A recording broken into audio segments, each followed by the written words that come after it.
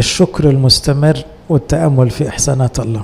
لما الواحد يبقى دايما ريكولينج، يسترجع الحلو اللي في حياته، ده يصونه من الكآبة.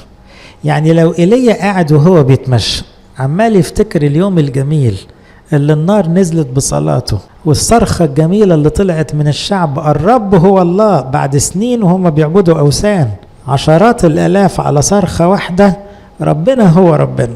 يعني كل الناس دي تابت ورجعت. لو فضل يسترجع الإحسانات والذكريات ما كانش ممكن يقول له يا رب خدني ليه، ما الدنيا جميلة.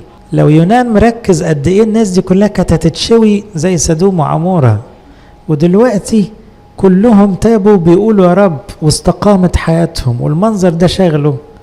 طب هيكتئب ليه؟ انما كل واحد بيحصل له كآبة لما بينسى الخير اللي في حياته، وبينسى نعمة ربنا، وبينسى شغل ربنا معاه. أول ما الحاجات دي تروح تلاقي الكآبة دخلت. هتقولوا بنشكر، هقول مش بنشكر كفاية. ما بننساش، لا بننسى إحسانات الله، وساعات تكون شغالة معانا إحساناته وإحنا مش مركزين فيه.